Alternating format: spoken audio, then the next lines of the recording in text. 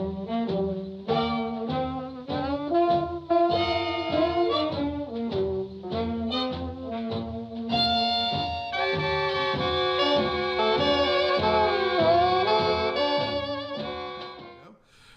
and welcome to Scholars at a Bar.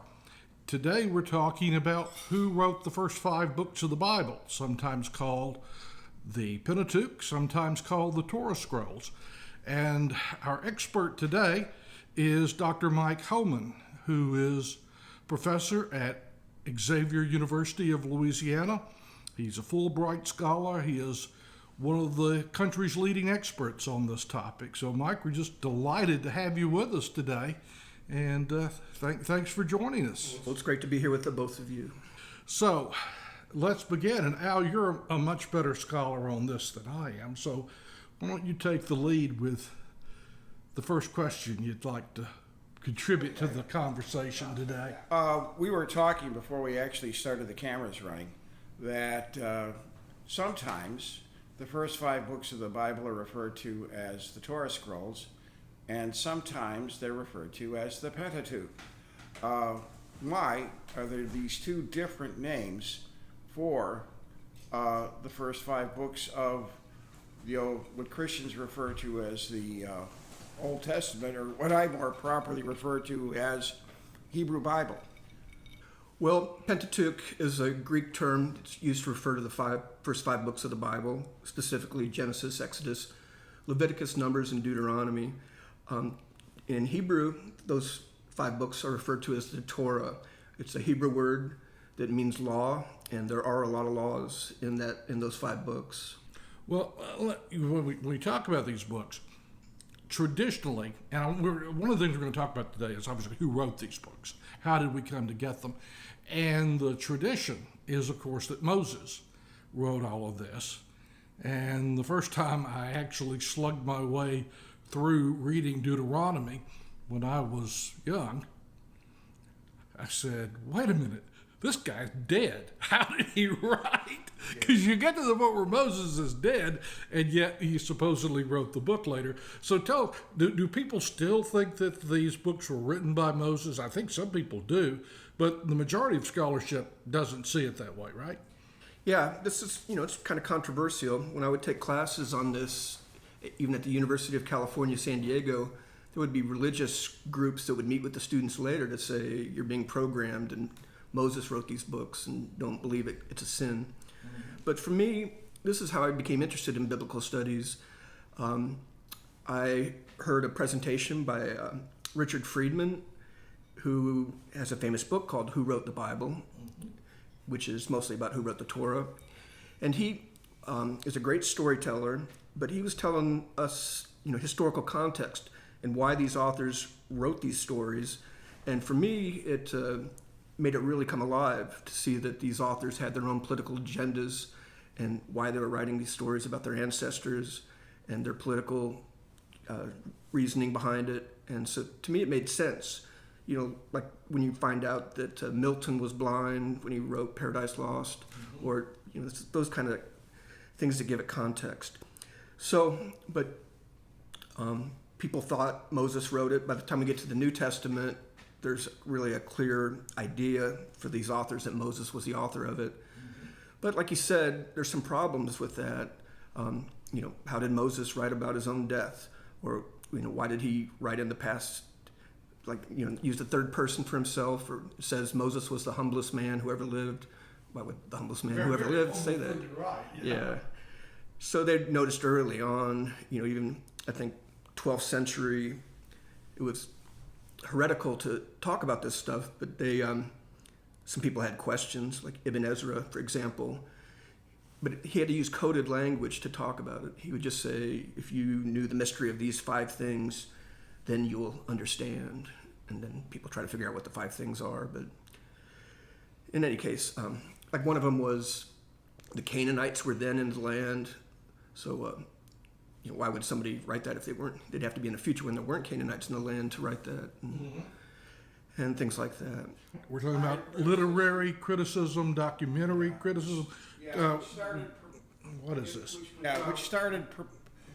Which was first really introduced by German scholars in the late 18th century when you start getting this particular perspective. And actually, from my understanding, and Michael can correct me, it was the German scholars who took the lead pretty much on this for a significant period of time. Yeah, I think it started in France in the 18th century with Jean Lastruc, but the Germans are the ones who made it more scholarly and really, hit it hard, especially in the 19th century. And then the person most famous for this, and we were talking about this earlier, but it's also called the documentary hypothesis. Mm-hmm. It's an idea that the Torah is made up of separate documents, and they identified these four sources that are called today J, E, P, and D. But then the person who came along and synthesized all the work and made it really popular was a guy named Julius Wellhausen, who in 1878 had a very popular book called The Prolegomena to the History of Israel. It's the English translation. Okay, so the J, E, P, and D, that is, what do those letters stand for? Well, let me just go through why they're named that first. Okay. So that's J is because of Yahweh. P is for priestly source. E is called E because they use the word Elohim for God instead of Yahweh. And then D is the source that wrote Deuteronomy. And then we talk about the Deuteronomistic historian who probably also had a hand in parts of the books that follow with Joshua, Judges, Samuel, and Kings. So those are the four sources, J, E, P, and D. Okay, so D is really the fifth book. Yeah. And doesn't appear in the first four. No, in the first four, you're only going to find J, E, and P. One of the things that's always intrigued me, Michael, is that very often what you'll find is the story will be told from the E perspective and then recast in the J perspective. Would you care to give maybe an example of that? Well, that was one of the earliest things that led people to this was what we call doublets, like a story about a patriarch saying, "Wife, you're so good looking, they're going to want to kill me, so say you're my sister." And so that even happens 3 times. Or Moses at Meribah, that happens a couple times too. But the difference is that J is a source that has talking animals, dreams, so God's going to communicate with people directly that way. For P, if you want to talk to God, you have to go see a priest, bring an animal for a sacrifice, and he'll, it's kind of like math. If you do this sin, you got to pay this much to a priest. Okay. So, turns out though that J is in the south in Judah and E's in the north in Israel, and that's kind of an important point. So this is what Friedman said that made me so interested in this when I was an undergrad and decided to pursue this in graduate school, was just the politics behind all of this.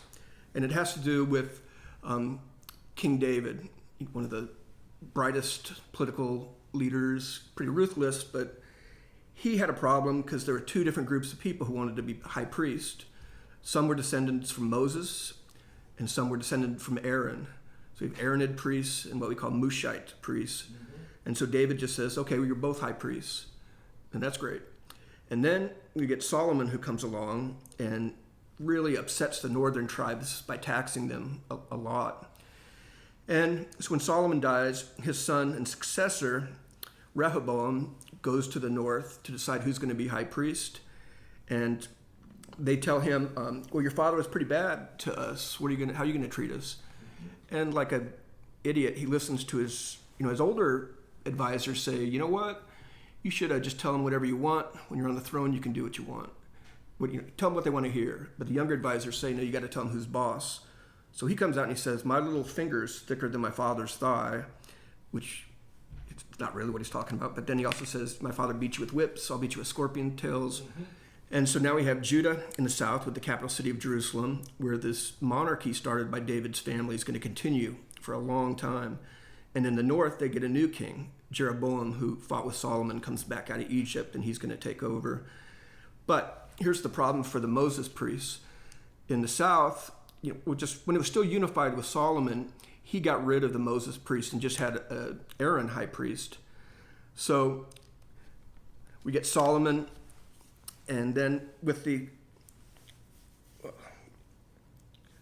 I'm trying to think how, there's so much going on here. But let's go back to Solomon. When Solomon wanted to take over from his dad, he had a brother who also wanted to be king. And the Moses priest backed Solomon's brother, and the Aaron priest backed Solomon, which turned out to be a good move. So now the Moses priests are out of power. They're banished to this tiny town near Jerusalem called Anathoth. And they're pretty upset because they used to have the high priesthood, and now they're not able to be priests. So when the northern kingdom splits, they think, we backed Jeroboam, and we're going to be king in the north now. But it turns out that Jeroboam appointed to the high priesthood whoever fills his hands, the Bible says.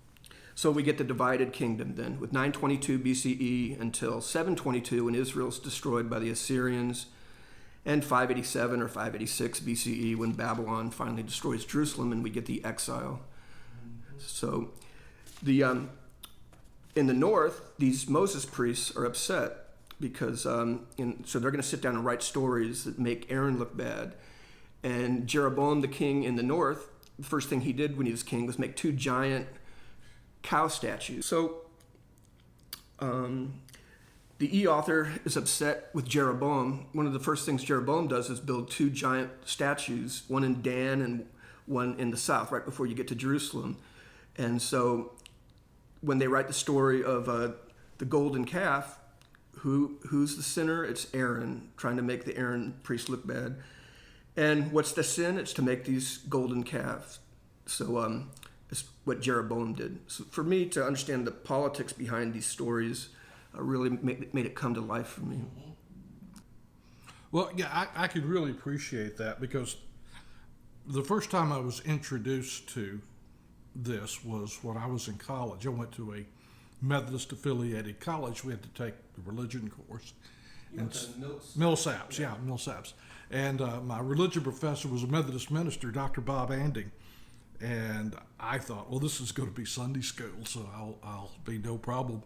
And he starts rolling out the documentary hypothesis, and I'm sitting there going, I have never heard this before, but it begins to make things make sense to me that never made sense before. Like I was telling Al when we talked about the Babylonian exile briefly, the first 2 chapters of Genesis, I would read those and say, this doesn't square.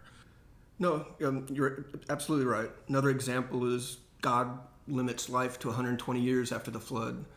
And then we hear about Abraham's father living 205 years. But they notice when you separate the names that the authors use for God, with one source calling him Yahweh, the other Elohim, they notice that a lot of these contradictions disappeared and the writing styles fit better. I use in English an example of, if I put Beowulf and Shakespeare and something modern next to, any of my students could tell you which was which.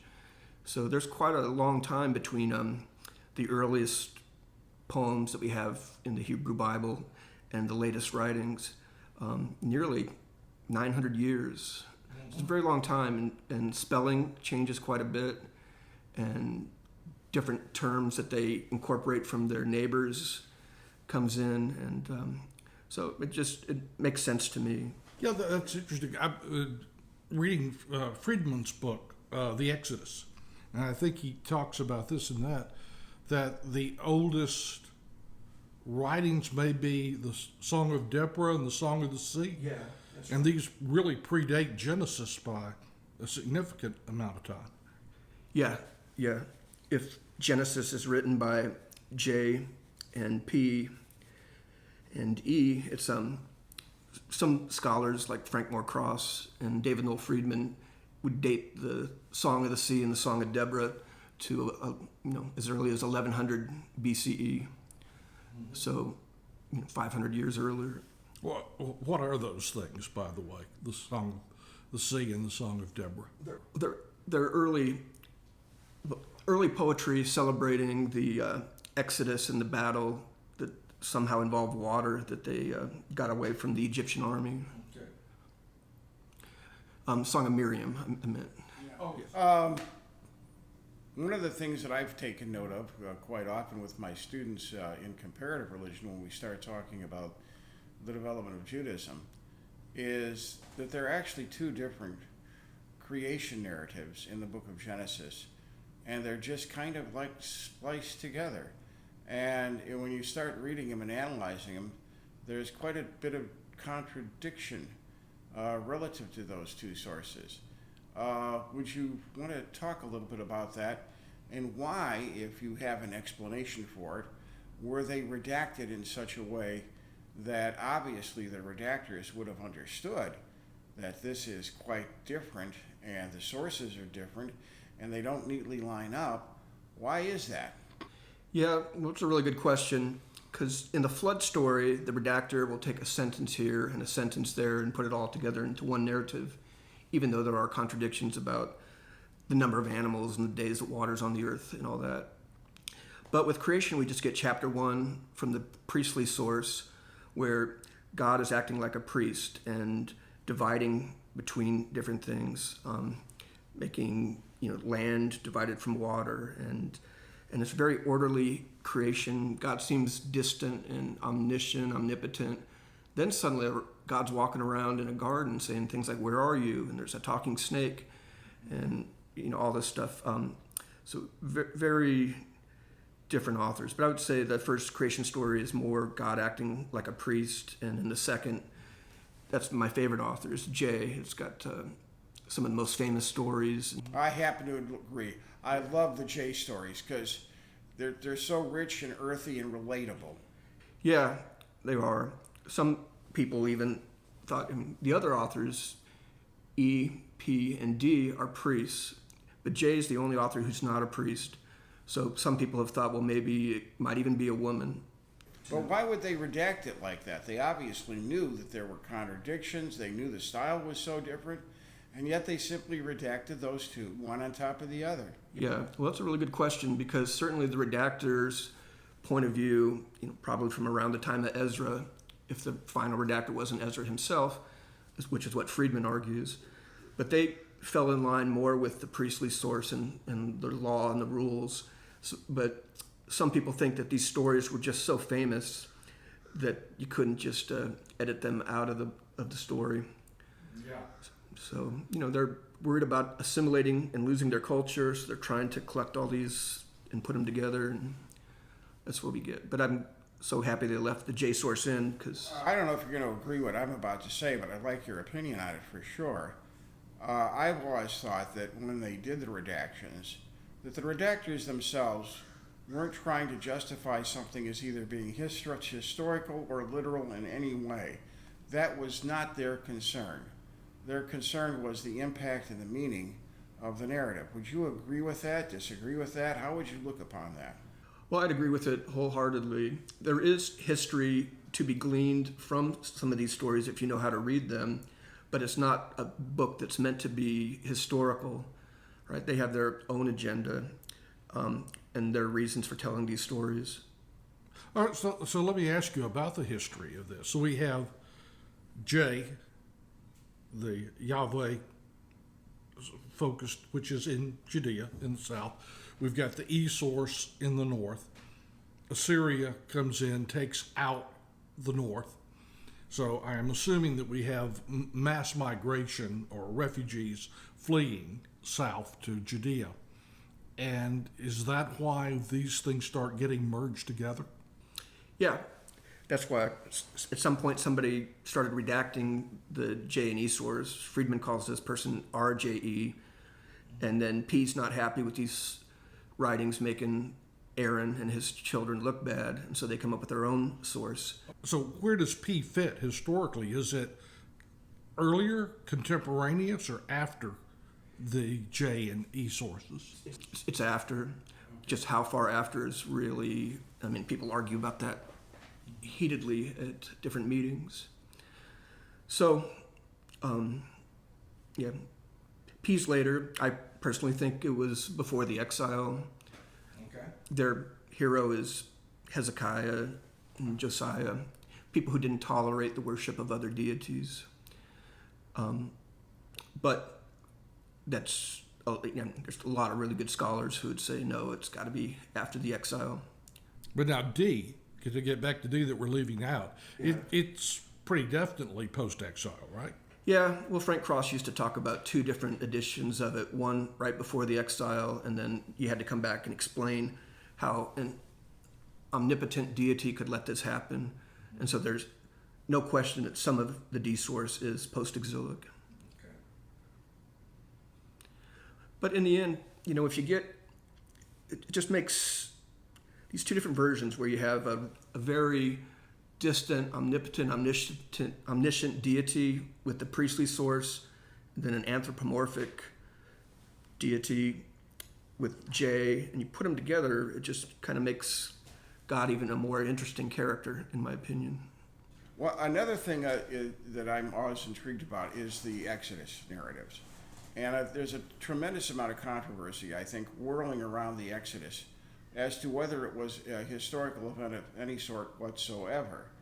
And I know your mentor, Richard Elliott Friedman, has basically said, yeah, there probably is a historical basis for the Exodus, albeit not exactly the way the narrative is presented to us in the Bible itself.